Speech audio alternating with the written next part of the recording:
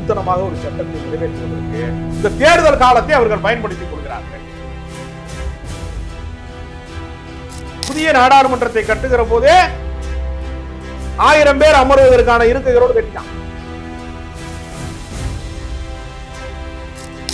உடனே சில பேர் சொல்லுவான், இங்க வந்து கிறிஸ்தவர்களுக்கு ஆதரவாக கிறிஸ்தவ கைகூடி அவர்கள் வருகை தரவில்லை என்றால் உனக்கு தண்டவாளம் கிடையாது, தாலுகாலிசி கிடையாது, கோர்ட்டு கிடையாது, எப்படி ஆள வேண்டும் என்பது கிடையாது, ஜனநாயகம் இருந்த நம்மிடத்துல கிடையாது, ஓட்டு போடுற சிஸ்டம் இருந்துச்சா கிடையாது, நிர்வாகத்தை அவன் கட்டமைச்ச.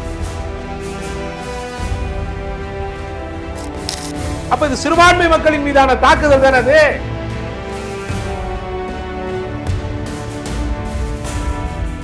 தனியார் துறைதான் இனி வேலை வாய்ப்பை வழங்க முடியும், படித்த இளைஞர்கள் அத்தனை பேருக்குமே அரசு வேலை வாய்ப்பு சாத்தியமில்லை என்கிற நிலைமை வந்து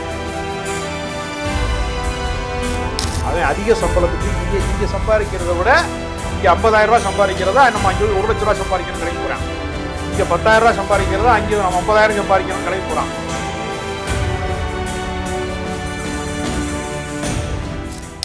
வணக்கம். இன்னைக்கு நம்ம கூட பத்திரிகையாளர் ராஜகம்பீரன் இருக்காங்க. வணக்கம் சார், எப்படி இருக்கீங்க? வணக்கம். நல்லா இருக்கு. தேர்தல் வந்து பரபரப்பா போயிட்டு இருக்கு. இந்த நேரத்துல தொகுதி மறுவரை அது தேவையா? டீலிமிட்டேஷன் என்பது அடிப்படையில மக்கள் தொகையினுடைய அடிப்படையிலே செய்யப்படுகிறது என்று மத்திய அரசாங்கம் வந்து ஒரு விளக்கத்தை சொல்லுகிறார். ஆனால் கடந்த காலங்களிலே மக்கள் தொகையை கட்டுப்படுத்த வேண்டும் என்கிற அடிப்படையிலே மத்திய அரசாங்கங்கள், மாநில அரசுகள் எல்லாமே அன்றைய மத்திய அரசாங்கத்தினுடைய உத்தரவின் பேரிலே குடும்ப கட்டுப்பாட்டு திட்டம் என்று ஒன்று கொண்டு வந்து நாம் இருவர் நமக்கு இருவர் என்றெல்லாம் பேசினார்கள். நாம் இருவர் நமக்கு ஒருவர் என்றார்கள். நாமே குழந்தை நமக்கேன் குழந்தை என்று கூட சொன்னார்கள். அப்ப குழந்தைகளுடைய எண்ணிக்கையை, மக்கள் தொகையினுடைய எண்ணிக்கையை கட்டுப்படுத்துவதற்கு மத்திய அரசாங்கம் அன்றைக்கு பிறப்பித்த வேண்டுகோளை, கட்டளைன்னு கூட சொல்ல முடியாது, வேண்டுகோளை ஏற்றுக்கொண்டு தென்னிந்தியா அதை கடைபிடித்தது. வட மாநிலங்களிலே அதை யாருமே பின்பற்றுவதற்கு தயாராக இல்லை. இன்றைக்கு அவர்கள் அதையே காரணமாக மாற்றி மக்கள் தொகை குறைந்திருக்கிறவர்களுக்கு பிரதிநிதித்துவத்தை நாங்கள் குறைத்து விடுவோம். இப்ப தமிழ்நாட்டை பொறுத்தவரையில ஏறத்தாழ 39 மக்களவை உறுப்பினர்கள் இருக்கிறார்கள். ஏறத்தாழ ஒரு 7.2% வரைக்குமான பிரதிநிதித்துவம் நமக்கு இருக்கிறது.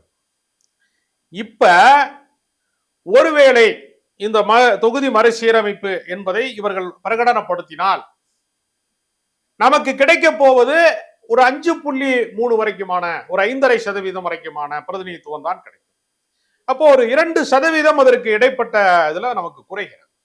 அவங்க என்ன சொல்றாங்க, இப்ப 39 இருப்பது ஒரு 10 தொகுதி கூடலாம் அப்படின்னு சொல்றாங்க. சரி, கூடலாம், அது மகிழ்ச்சி தான் கூடுவது. ஆனா 80 தொகுதி இருக்கக்கூடிய உத்தரப்பிரதேசத்தை 140 மக்களவை தொகுதியா மாற்றுவோம் என்று சொல்லுகிற போது வட மாநிலங்கள் இன்றைக்கு வந்து காவி பயங்கரவாதத்தால், மதவாதத்தால் வெறிபிடித்து அலைகிற கூட்டம் ஒரு பக்கம், அவர்களுக்கு அரசியல் புரிதலே இல்லாமல் அவர்கள் நினைப்பதை எல்லாம் செய்யக்கூடியது. இப்ப நீங்க வட இந்தியாவுக்காக போடுகிற சட்டம் தென்னிந்தியாவுக்குமானதாக இருக்கிறது, ஒட்டுமொத்த இந்தியாவுக்குமானதாக இருக்கிறார்.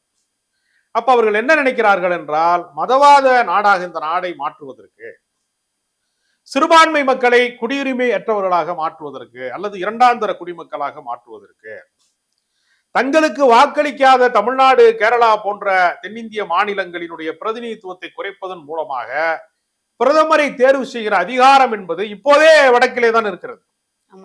இந்தியா விடுதலை பெற்ற நாளிலே இருந்து இந்த நாம் பேசிக்கொண்டிருக்கிற இந்த நாள் வரைக்குமே பிரதமர்களின் பட்டியலை பார்த்தால் தேவகவுடா ஒருவரை தவிர யாருமே தேரவில்லை, யாரும் வரவே இல்லை, எல்லாமே வட மாநிலங்களிலே.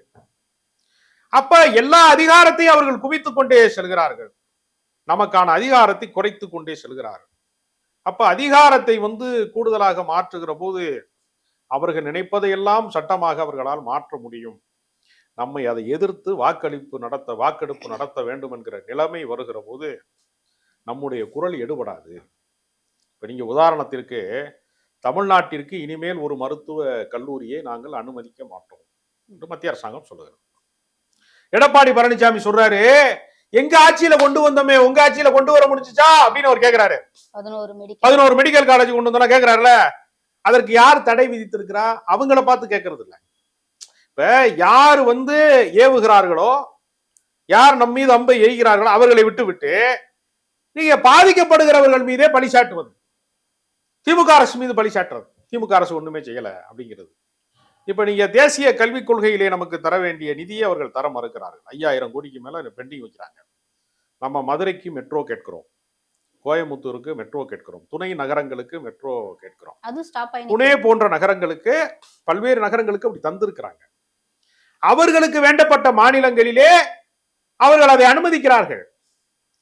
ஆனால் கோவில் நகரம் என்று பெருமை பெற்ற மதுரை மீனாட்சி அம்மன் கோவில் இருக்கக்கூடிய மதுரைக்கு அங்க இருக்கக்கூடிய வாழக்கூடியவர்கள், பக்தர்கள், தொழில் செய்பவர்கள், வியாபாரிகள் எல்லாரும் பலனளிக்கக்கூடிய திட்டம். ஏன்னா திமுக காரனுக்கு திட்டம் கேட்கிறாங்க, எல்லா மக்களுக்குமானது. ஒரு மெட்ரோ வரும்னா திமுக காரங்க மட்டும் பயணிப்பாங்க, எல்லாருக்குமானது, பொதுமக்களுக்கானது. ஆனால் அவர்கள் தடை விதிக்கிறார். கோயம்புத்தூர் ஒரு தமிழ்நாட்டினுடைய தொழில் நகரம், புறக்கணிக்கிறார்கள். இதை புறக்கணித்து விட்டு நம்ம இடத்துல மதுரைக்கு மெட்ரோ கேட்டால் நாங்கள் கலவரம் செய்வதற்கு சங்கிகளை அழைத்து கொண்டு வருகிறோம், வெளியூர்காரனை கூட்டிட்டு திருப்பரங்குன்றத்தை அயோத்தியாக மாற்ற வேண்டிய அவசியம் என்ன இருக்கிறது? தமிழ்நாட்டு மக்கள் இந்துக்களும் முஸ்லிம்களும் சகோதரத்துவத்தோடு நல்லிணக்கத்தோடு அமைதியாக வாழ்ந்து கொண்டிருக்கிறார்கள். இந்த மண்ணிலே கலவரத்தை விதைக்க வேண்டும் என்று நினைக்கிறார்களே தவிர இந்த மண்ணிலே வளர்ச்சி உருவாக வேண்டும். நீங்க கலவரத்தை விதைப்பதுல ஒரு காரணம் இருக்கிறது. இப்ப வெளிநாட்டு நிறுவனங்கள் எல்லாம் வருகிறது. நீங்க இப்ப சாதாரணமா சொல்றேன், ஒரு பெட்டி கடை வைக்கிறவங்க, ஒரு ஜூஸ் கடை வைக்கிறவங்க, ஒரு சூப்பர் மார்க்கெட் வைக்கிறவங்க கலவர பகுதியில வைப்பாங்களா, அமைதியான பகுதியில் வைப்பாங்க? அமைதியான பகுதியை தான். இந்த பகுதியில ரவுடிகள் அதிகமா இருப்பாங்க, வழிப்பறி அதிகமா இருக்குங்க அப்படின்னா அங்க போய் ஒருத்தர் டீ கடை போடுவாரா? சாதாரணமா கேட்கிறேன், போட மாட்டார்ல? போட மாட்டார். ஏன்னா அவருக்கு பாதுகாப்பு இல்லை. இப்ப பெண்கள் நடமாட முடியாத ஒரு பகுதி இருக்கு அப்படின்னா அங்க போய் ஒரு தொழில் செய்ய முடியுமா? செயின் அத்துட்டு போயிருவாங்க, கழுத்து அறுத்துட்டு போயிருவாங்க, செய்ய முடியாதுல்ல. அப்ப பதட்டமான பகுதியாக ஒரு இடத்தை மாற்றிவிட்டால் அங்கு முதலீடு செய்பவர்கள் வரமாட்டார்கள். வெளிநாட்டு நிறுவனங்கள், பெட்டி கடை வைக்கிறவனே யோசிப்பானா, வெளிநாட்டு நிறுவனம் யோசிக்க மாட்டானா? அப்ப அங்க ஐடி கம்பெனி வராது, அங்க தொழில் சார்ந்த நிறுவனங்கள் வராதுன்னா அந்த ஊர்ல வேலை வாய்ப்பு கிடைக்காது. வேலை வாய்ப்பு கிடைக்கலன்னா என்ன பண்ணுவா? வெட்டி பேலா இருப்பான். அப்ப அவன் உருப்படாம போயிருவான், அந்த பகுதி வளர்ச்சியற்ற பகுதியா மாறும். இதெல்லாம் மிக நுட்பமான ஒரு அரசியல், ஒரு மைக்ரோ பாலிடிக்ஸ். இதையெல்லாம் அவர்கள் பாஜக காரர்கள் தமிழ்நாட்டில் எப்படி பீகார்காரன் இங்க புறப்பட்டு நம்ம ஊர்ல சப்பாத்தி சுட்டுக்கிட்டு சமோசா போட்டுக்கிட்டு இங்க எப்படி குறைந்த கூலிக்கு, ஏதோ நம்ம ஊருக்காரன் போறான் சிங்கப்பூருக்கு வேலைக்கு போறான், கனடாவுக்கு வேலைக்கு போறான், அமெரிக்காவுக்கு போறான், வேறு வேறு நாடுகளுக்கு போறான்ல, அவன் அதிக சம்பளத்துக்கு இங்க சம்பாதிக்கிறத விட இங்க 50,000 ரூபாய் சம்பாதிக்கிறதா நம்ம அங்கே 1 லட்ச ரூபாய் சம்பாதிக்கணும்னு கிளம்பி போறான். இங்க 10,000 ரூபாய் சம்பாதிக்கிறதா அங்கே நம்ம 50,000 சம்பாதிக்கணும்னு கிளம்பி போறான். ஆனா அவன் நம்ம ஊருக்கு குறைந்த கூலிக்கு இங்க 200 ரூபாய் கூலி கொடுக்குறாங்கன்னா நான் 100 ரூபாய்க்கு கூலிக்கு வேலைக்கு வர்றேன் அப்படின்னு கட்டிட தொழிலாளர்களா பல பேர் நீங்க பாத்தீங்கன்னா மதுரை சென்னையில் இருக்கக்கூடிய சென்ட்ரல் ரயில்வே ஸ்டேஷனுக்குள்ள போனீங்கன்னா ஏதோ ஒரு வட மாநிலத்துக்குள் போன உணர்வு ஏற்படுது. எங்கு திரும்புகிற திசையெல்லாம் இந்தி பேசக்கூடியவர்கள் நிரம்பி இருக்கிறாங்க. எல்லா இடங்கள்லயும் நான் பாக்குறேன். இப்ப தொலைக்காட்சிகளுக்கெல்லாம் விவாதத்துக்கு போற போது டீ கொடுக்குற பையன் பீகாரியா இருக்கான், வேறு மாநிலத்தை சேர்ந்தவங்க டீ கொடுக்குறான். அவனுக்கு கியா சாயா அப்படின்னு ஏதோ சொல்றான், எனக்கு ஒண்ணுமே புரிய மாட்டேங்குது. அப்ப எல்லா இடங்களிலும் நீக்கமற தொழிலாளர்களாக வந்துட்டான்.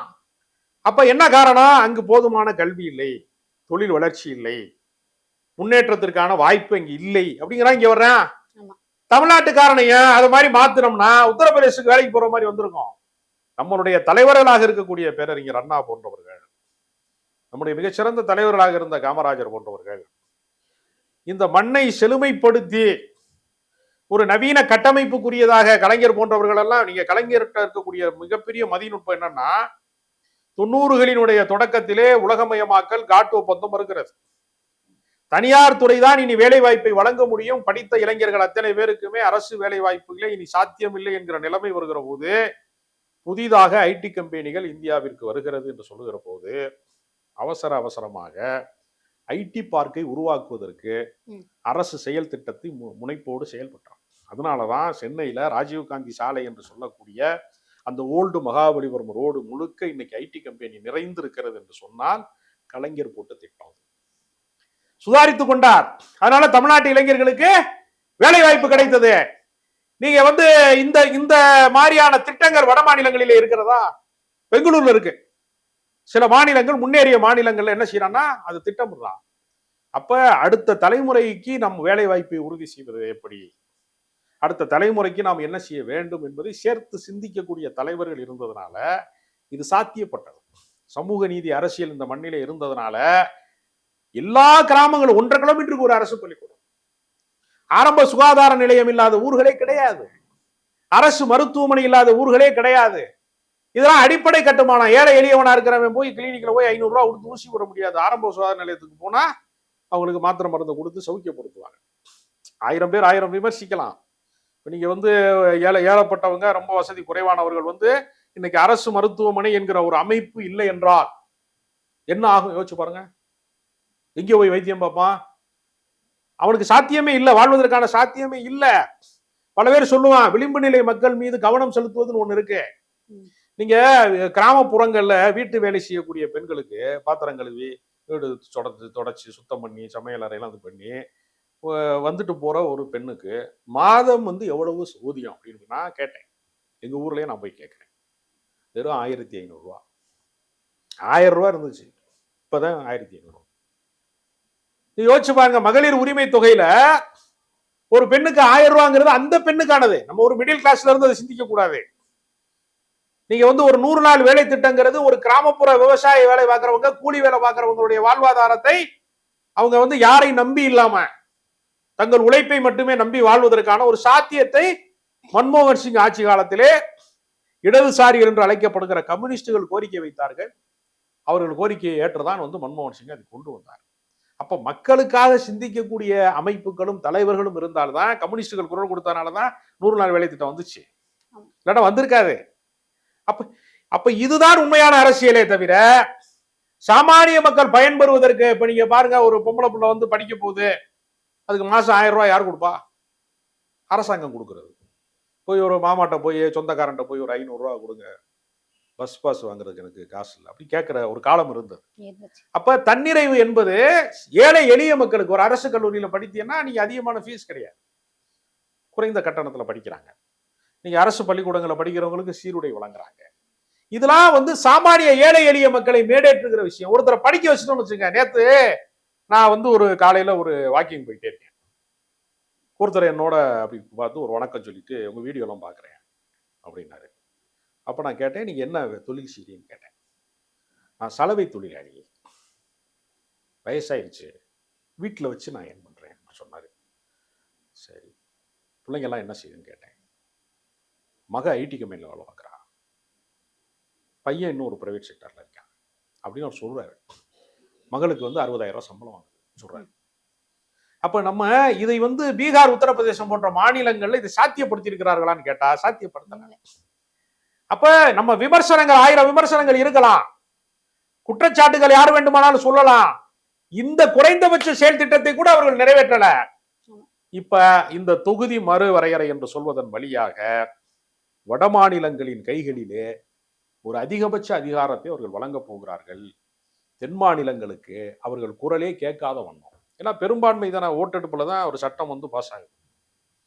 இப்பயே எவ்வளவோ கருப்பு சட்டங்களை கொண்டு வந்துட்டாங்க. வேளாண்மை திருத்த சட்டம், வக்ஃபு வாரிய திருத்த சட்டம், கிறிஸ்தவ நிறுவனங்களை வந்து கட்டுப்படுத்துவதற்கு அவங்களுக்கு தொண்டு நிறுவனங்களுக்கு வருகிற நிதியெல்லாம் கண்காணிப்பதற்கான திருத்தம் ஏற்கனவே கண்காணிக்கிறாங்க. திருத்த சட்டத்தின் பேர்ல சொத்துக்களை நான் பறிமுதல் பண்ணிடுவேன், மிஸ்டேக் இருந்தா, ஏதாவது டாக்குமெண்ட் தப்பா இருந்தா மத்திய அரசாங்கம் கையகப்படுத்தி இருக்கிறான்.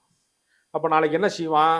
ஒரு கல்லூரி நடத்துறாங்க கிறிஸ்தவ நிறுவனத்துல, ஒரு தொழுநோய்க்கான ஆஸ்பத்திரி நடத்துறாங்க பல இடங்கள்ல, பல கிறிஸ்தவ நிறுவனங்கள் தொண்டு நிறுவனங்களாக செயல்படுகிறது. அங்கு வருகிற நிதி, உதவிக்காக வருகிற நிதிய ஏதாவது ஒரு டாக்குமெண்ட் தப்பா இருக்கு அப்படின்னு சொல்லிட்டு நாளைக்கு வந்து அந்த சொத்தை கையகப்படுத்திடுவாங்கல்ல. அப்ப இது சிறுபான்மை மக்களின் மீதான தாக்குதல் தானே அது. ஒரு காலத்திலே கல்வி யாருக்கு சொந்தமாக இருந்தது? உயர்ஜாதிக்கு மட்டும் சொந்தமாக இருந்தது, மேட்டுக்குடிகளுக்கு சொந்தமாக இருந்தது. நீங்க பழைய ஆளுகளை பாத்தீங்கன்னா சொத்து பத்து நிறைய இருக்கும், தென்னந்தோப்பு இருக்கும், எல்லாமே இருக்கும், மாந்தோப்புலாம் இருக்கும். அவனுக்கு எத்தனை மாங்காய் விழுந்திருக்குன்னு கணக்கு சொல்ல தெரியாது. அதுக்கு ஒரு ஆள் வச்சிருப்பாங்க, பேர் கணக்க பிள்ளைம்பாங்க. ஏன் கணக்க பிள்ளை வச்சிருந்தேன்னா இவனுக்கு கால்குலேட்டர் இல்ல, கணக்கு பார்க்க தெரியாது, கம்ப்யூட்டர் இல்ல, இவன் பள்ளிக்கூடம் போனது இல்லை, ஆனா பண்ணையாரா இருப்பான். 100 ஏக்கர் 500 ஏக்கர்லாம் நிலமெல்லாம் வச்சிருப்பேன், 1000 ஏக்கர் கூட நிலம் வச்சிருப்பாங்க சில பேரு. எழுத படிக்க தெரியாதவனாவே இருப்பேன், கைரேகை உருட்டிக்கிட்டு இருப்பேன். அப்ப கல்வி ஏன் மறுக்கப்பட்டது? சொத்தை கூட சம்பாரிச்சிருக்கேன், ஆனா கல்வி மறுக்கப்பட்டது. அப்ப எல்லாருக்குமான கல்வி எப்பொழுது சாத்தியப்பட்டது?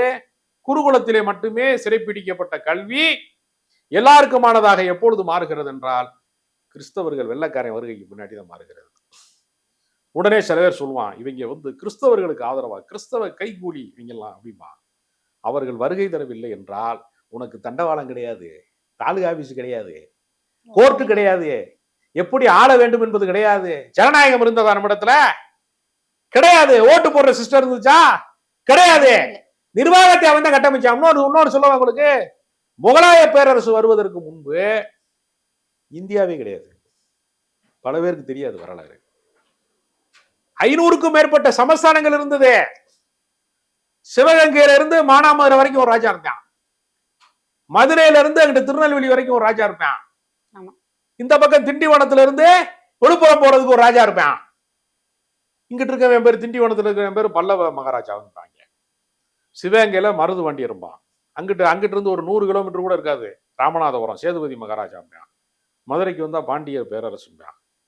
இங்கிட்டு கோயம்புத்தூர் பக்கம் இங்கிட்டு லைட்டா கொஞ்சம் விலகி கரூர் பக்கம் போனீங்கன்னா சேர நாடுங்க, தஞ்சாவூருக்கு போனீங்கன்னா சோழ நாடுங்க. இப்ப தமிழ்நாட்டுல எத்தனை நாடு மொத்தம்? சின்ன சின்ன கிராமங்களுக்கு பேரை கூட நாடுன்னு பேர் வைப்பேன். ஊர் பேரோட சேர்த்து பல ஊர்கள்ல உங்க ஊர் பக்கம்லாம் இருந்திருக்கலாம், ஊரோட சேர்த்து ஒரு நாடும்பேன். எங்க ஊர் பக்கம்லாம் பாத்தீங்கன்னா கட்டிக்குளம் நாடும்பேன். என்னடா நாடு அப்படின்னு பார்த்தா, நீங்க இன்னொரு வேடிக்கையான வினோதம் தெரியுமா? பாரி வள்ளல் ஆண்ட இடம் இருக்குல்ல, பரம்பு மலை, இன்னைக்கு அது இருக்கு, அதுக்கு பேர் மாறிடுச்சு, இப்ப பிரான் மலை ஆயிடுச்சு. புதுக்கோட்டைக்கு பக்கத்துல இருக்கு, சிங்கமுனரி பக்கத்துல. அந்த பிரான் மலைங்கிறது இன்னைக்கு என்னவா இருக்குன்னா பஞ்சாயத்து போர்டு. அப்ப பாரிவள்ளல் ஆண்ட பிரதேசம்னு ஒண்ணு இருக்குல்ல, ஒருவேளை ஜனநாயக நாட்டிலே பாரி மன்னன் இருந்திருந்தால் பஞ்சாயத்து போர்டு பிரசிடண்டா தான் இருப்பான். அப்ப இலக்கியத்துல புலவர்கள் எழுதி வைத்ததுனால நாம் அதை உயர்வாக சொல்றோம். என்ன, அன்னைக்கு அவன் தேர் கொடுத்தாங்கிறது இருக்குல்ல, இன்னைக்கு வேணா அவன் இறக்கப்பட்டா கார் கொடுத்துருப்பான், இந்த கார்லயே கொடி படரட்டும் சொல்லியிருப்பான். அப்ப இதுல இப்ப இன்னொன்னு சொல்லுவான், புறநானூற்று வீரம் நம்ம வீரம் அப்படிமா சில பேர். உண்மையிலே புறநானூற்று வீரம்னா என்ன தெரியுமா? மதுரைக்காரன் பூரா கிளம்பி போய் தஞ்சாவூர்காரன் அடிச்சிருக்காங்க கேங்கா. அதாவது பாண்டியர்கள் எல்லாம் படையெடுத்து சோழ நாட்டில் படையெடுத்தார்கள். அங்க இருக்கிறவன பூரா கொண்டு தீர்த்துட்டு கொள்ளையடிச்சு விட்டு அங்க இருக்க இளவரசி எல்லாம் தூக்கிட்டு வந்துருவாங்க. சோழ நாட்டுக்காரன் தஞ்சாவூர்காரன் பூரா கிளம்பி போய் கோயம்புத்தூர்காரன் அடிக்கிறது, அடிச்சு சேர நாட்டின் மீது போர் தொடுத்தோம். அப்ப செத்தவன் பூரா தமிழன், போர் தொடுத்தவனும் தமிழன், போர்ல செத்தவனும் தமிழன், சிந்தப்பட்டது தமிழர்களின் ரத்தம். புறநானூற்று வீரம்ங்கிற எல்லாமே கற்பிதம். நீங்கள் இந்த கற்பிதத்துக்குள்ளேதான் இவன் என்ன செய்யறான்னா ஆட்சி அதிகாரத்தை கட்டமைத்திருக்கிறான். முகலாயர்கள் வருவதற்கு முன்பு 500க்கும் மேற்பட்ட சமஸ்தானங்களாக இது இருந்தது. அவர்கள் வந்துதான் இந்தியா என்கிற ஒரு நாட்டை கட்டமைத்தார்கள். பிரிட்டிஷ்காரர்கள் வந்துதான் இந்த நாட்டிலே தண்டவாளங்களை போட்டு நிர்வாக தலைநகரமாக மாற்றினார். அவனுக்கு வெயில் தாங்காம அவன் என்ன செஞ்சான்? அவன் தான் மலை பிரதேசங்களை கண்டுபிடிச்சு கொடைக்கானலுக்கு பாதை போட்டான். என்ன கொடைக்கானல் ஏது, ஊட்டி ஏது நமக்கு? அது பழங்குடியின மக்கள் வச்சிருப்பான், இல்லைன்னு சொல்லல. நகரங்களுக்கு இணைப்பு சாலை ஏது? அப்ப தீமையிலே ஒரு நன்மை. அதுக்காக அந்நியர்கள் ஆட்சியை நாம் ஏற்பதா? அப்படி அல்ல, அந்நியர்கள் ஆட்சி தான் அது, அதுல நமக்கு 2வது கருத்து கிடையாது. அப்புறம் சுதந்திர போராட்டம். ஆனால் தீமையிலே விளைந்த நன்மைகள். இப்ப என்ன செய்யறான்னா தொகுதி மறுவரையறையின் வழியாக தமிழர்களின் உரிமை மறுக்கப்பட போகிறது. இது ஸ்டாலின் அவர்கள் மறுப்பு தெரிவிச்சு போராட்டம் பண்ணிட்டு இருக்காரு. எடப்பாடி அவர்கள் வாயை திறக்கவில்லை. மற்ற கட்சிகள் இருக்கவங்க ஒரு கண்டனம் தெரிவிக்கிறாங்க, எடப்பாடி அவர்கள் எதையுமே பேசாம இருக்காங்க. எடப்பாடி பாஜகவின் பூரண அடிமை என்பதற்கான அடிமை சாசனம் எழுதி கொடுத்துட்டாரு. அவன் என்ன பண்றான்னா, பாஜகக்காரன் யார் அமைச்சரவையில இருந்தாலும், யார் அதிகாரத்தில இருந்தாலும், யார் ஆட்சி செய்தாலும் அவர்கள் என்ன தவறு செய்கிறார்கள், வருமான ரீதியாக என்ன தவறு செய்யறாங்க, அவர் டாக்குமெண்ட் பூரா வச்சிருக்கான். வச்சு மிரட்டி சிபிஐ விசாரணை வைத்து உன்னை ஜெயில தூக்கி போட்டுருவேன். பாஜகவை எதிர்த்தா சிறைச்சாலைக்கு போகணும். அதனால ஜெயிலுக்கு போக முடியாது. இந்த வயசுக்கு மேல 70 வயசுக்கு மேல போய் எப்படி ஜெயில இருக்கிறது? அதுக்காக தமிழ்நாட்டோட உரிமைகளை விட்டு கொடுக்கணும். அதான் விட்டு கொடுக்க கூடாது என்பதற்கு தமிழர்கள் கிளர்ந்து எழணும். இது தலைவர்கள் சம்பந்தப்பட்டது அல்ல, நம்முடைய உரிமை சம்பந்தப்பட்டது. அதனால இந்த கட்சி வேறுபாடுகளை கடந்து தமிழ்நாட்டின் உரிமைகள் மறுக்கப்படுகிற போது எல்லா தலைவர்களும் கிளர்ந்து எழணும். அதுல பாகுபாடு காட்டக்கூடாது. அது எடப்பாடியா, விஜயா, இந்த தலைவரா, அதல்ல. தமிழ்நாட்டுக்கு இது உரிமை மறுக்கப்படுகிறது என்றால், தமிழர்களுக்கான நலன்கள் மறுக்கப்படுகிறது என்றால், தென்னிந்தியா வந்து ஒட்டுமொத்தமாக புறக்கணிக்கப்படுகிறது என்றால், ஒரு மிகப்பெரிய ஜனநாயக போராட்டம் நடத்தப்பட வேண்டும். இது மாற்றப்படணும். ஆனா ரொம்ப தந்திரமா அவங்க என்ன செய்யறாங்கன்னா, 33% இடஒதுக்கீட பெண்களுக்கு தரப்போறோங்கிற போர்வைக்குள்ள ஒளிஞ்சுக்கிறாங்க. அதான் அவங்க தந்திரம். என்ன செய்வான்னா, நீங்க வந்து இந்த போதைப் பொருள் விற்கிறவன் வந்து எப்படி ஒரு பொருள் மறைச்சு வச்சு கொடுக்குறான், அது மாதிரி இவங்க என்ன செய்யறாங்கன்னா, ஒரு உரிமையை நிறைவேற்றுவது போன்ற தோற்றத்திலே பெண்களுக்கான இடஒதுக்கீடு என்பது முக்கியமானது. கடந்த முறை கேட்டோம், சில ஆண்டுகளுக்கு முன்பு நாடாளுமன்றத்தில் கேட்கப்பட்ட போது என்ன சொன்னா, 2011க்கு பின்னாடி மக்கள் தொகை கணக்கெடுப்பு சென்சஸ் நடத்தப்படவில்லை, அதனால நாங்க மக்கள் தொகை கணக்கெடுப்பு நடத்தியதற்கு பின்புதான் இதை நிறைவேற்றுவோம் அப்படின்னு சொன்னாங்க. ஆனா இதையெல்லாம் வந்து ஜனநாயக பூர்வமாக அனைத்து கட்சி கூட்டத்தை போட்டு ஆலோசித்து இதற்கென்று ஒரு குழுவை உருவாக்கி முறைப்படுத்தி செய்ய வேண்டியதையெல்லாம் திருட்டுத்தனமாக செய்கிறார்கள். புதிய நாடாளுமன்றத்தை கட்டுகிற போதே 1000 பேர் அமர்வதற்கான இருக்கைகளோடு கட்டிட்டான். சர்ச்சையாச்சு. அப்ப அவங்க முதல்ல திட்டமிட்டுட்டான். நீங்க ஆட்டை கேட்டா நம்ம அறுக்கிறோம் சொல்லுவாங்கல்ல, அது மாதிரிதான் இது. யாரிடத்திலும் நான் ஜனநாயக பூர்வமாக உரையாட மாட்டேன், நான் யாரிடத்தும் கருத்து கேட்க மாட்டேன், நான் சொல்வதை நீ கேளு என்று சொல்லக்கூடிய சர்வாதிகார போக்கை இன்றைய ஆளுகிற மத்திய சர்க்காராக இருக்கக்கூடிய பாஜக அரசு செய்கிறது. இது பாஜகவுக்கு வந்து சாதகமாக நடக்கும் என்று நம்பி செய்கிறார்கள். ஆனால் இது வந்து மாநில உரிமையை பாதிக்கிறது, தென்னிந்தியாவை பாதிக்கிறது. இது வட இந்தியா தென்னிந்தியா என்கிற பாகுபாட்டை எதிர்காலத்திலே உருவாக்கி விடும்ல. மிகப்பெரிய கிளர்ச்சி உருவான இந்த நாட்டினுடைய ஒற்றுமைக்கு அது குந்தகம் விளைவிக்குமா, விளைவிக்காதா? பாதகம் வருமா, வராதா? அப்ப நீங்கள் பாரபட்சம் காட்டினால் சிறிய நாடுகளாக இருக்கக்கூடிய நாட்டில் கூட நீங்க தமிழர்கள் புறக்கணிக்கப்பட்டார்கள், சிங்கள பேரினவாதம் வந்து பெரிய அளவிலே அதிகார மையமாக இருந்த போது தமிழர்கள் சிறுபான்மைகளாக புறக்கணிக்கப்பட்டார்கள் என்கிற போது இலங்கையில் அது யுத்தமாக மாறியதா, மாறலையா? எங்கெல்லாம் நீங்கள் உரிமைகளை மறுக்கிறீர்களோ அங்கெல்லாம் வந்து கலவரமாக அது வெடிக்கிறது. அப்ப நாளைக்கு ஏதேனும் ஒரு விபரீதம் நடந்தால், நடப்பதற்கான சாத்தியங்கள் உருவானால் அதற்கு யார் பொறுப்பேற்பது? இந்த கருப்பு சட்டங்களின் வழியாக எப்படி வேளாண்மை திருத்த சட்டத்திற்காக எப்படி விவசாயிகள் வந்து தெருவில் இறங்கி போராடினார்களோ அதுபோல ஒட்டுமொத்த தமிழ்நாடு மட்டுமல்ல தென்னிந்தியாவே இந்த போராட்டத்தை பெரிய அளவிலே முன்னெடுக்க வேண்டிய அவசியம் இருக்கிறது. மற்ற மாநில முதல்வர்களும் இதற்கான பினராயி விஜயன்ல இருந்து, தெலுங்கானா முதலமைச்சர்ல இருந்து, எல்லாருமே தங்கள் கடுமையான மம்தா பானர்ஜியில இருந்து எல்லாருமே தங்களுடைய கடும் எதிர்ப்பை பதிவு செய்கிறார்கள். இது கள போராட்டமாக வெடிக்கிறது. தேர்தல் நடக்கிற போது இதை செய்வதற்குல இன்னும் கூடுதல் திருட்டுத்தனம். ஏன்னா எல்லாரும் தேர்தலிலே கவனம் செலுத்தி கொண்டிருக்கிற போது நீ அவசர அவசரமாக அதை வந்து செய்யற. இப்ப நீங்க திருவிழா நடக்கும்போது சில பேர் எல்லாரும் வீட்டை பூட்டிட்டு திருவிழாக்கு வந்துருவாங்க, திருவிழா உள்ள இறங்கிடுவேன் பாத்திருக்கீங்களா? அது மாதிரி இவன் என்ன செய்யறான்னா, ஒரு திருட்டுத்தனமாக ஒரு சட்டத்தை நிறைவேற்றுவதற்கு இந்த தேர்தல் காலத்தை அவர்கள் பயன்படுத்திக் கொள்கிறார்கள். அது இன்னும் கொடுமையானது.